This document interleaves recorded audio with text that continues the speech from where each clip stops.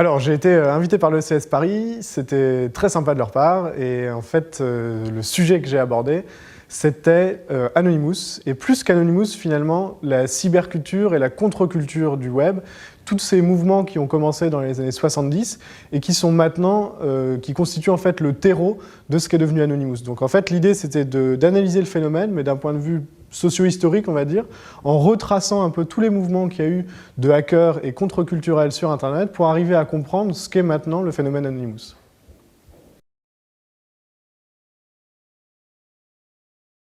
Alors, Anonymous, on les présente souvent comme des pirates informatiques, et c'est assez rigolo d'ailleurs de déconstruire un petit peu ces imaginaires qui sont en fait faux, puisque Anonymous, c'est plutôt une bannière, c'est une bannière derrière laquelle plein de gens vont se retrouver et vont organiser ensemble des opérations ponctuelles contre certains sujets. Ensuite, il y a une sorte de fond, pas vraiment idéologique, mais disons d'idées qui sont prégnantes dans tout ce que fait Anonymous, et on retrouve là toute l'éthique des hackers, c'est-à-dire cette notion de liberté d'information, cette notion de neutralité du réseau, et une dimension aussi qui est singulière à Anonymous, qui est cette dimension du LOL, ou du LOLs en fait, qui est un peu le pendant maléfique du LOL.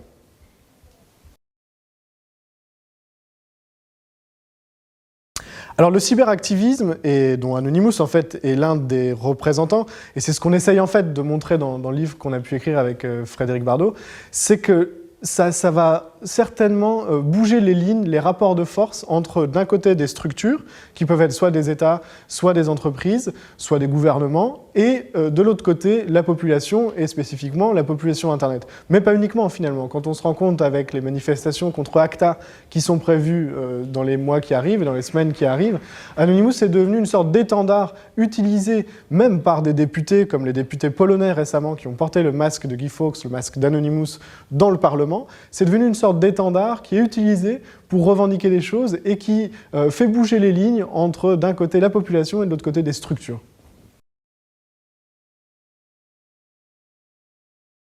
Alors l'activisme a bien entendu des limites.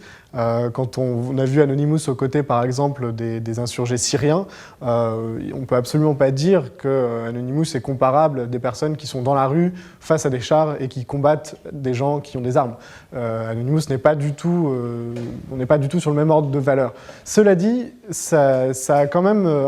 une dimension très impressionnante puisque c'est devenu une bannière qui est extrêmement populaire. Et c'est ça, en fait, qui a radicalement changé dans la dernière année et qu'on voit émerger de manière de plus en plus forte, c'est qu'Anonymous change les rapports politiques dans la société, puisque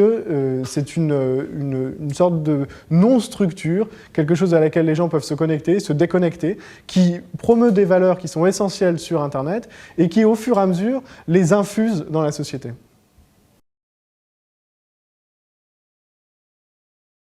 Alors la notion de hacking, elle est extrêmement importante et c'est là-dessus que j'ai beaucoup insisté finalement dans l'intervention. C'est qu'on a d'un côté la tradition du hacking qui vient, disons, de ces gens qui se regroupaient dans des garages dans les années 70, qui étaient des Steve Jobs, des Stallman, etc.,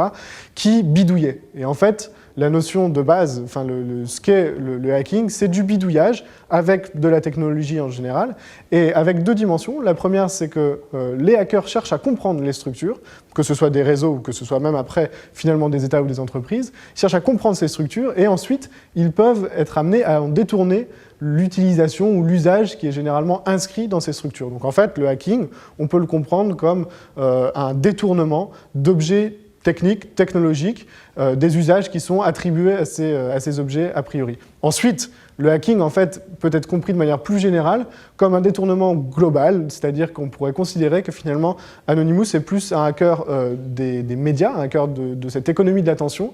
que des hackers informatiques au sens où ils ont des compétences techniques très fortes. Certains en ont, mais pas tous.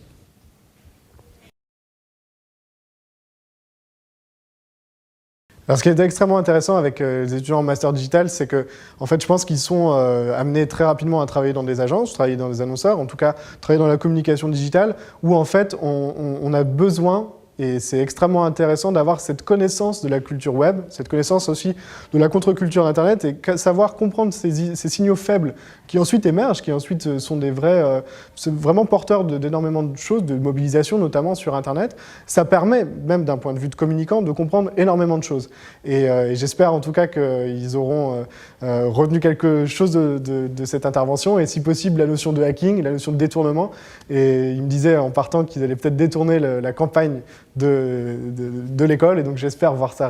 bientôt sur Internet.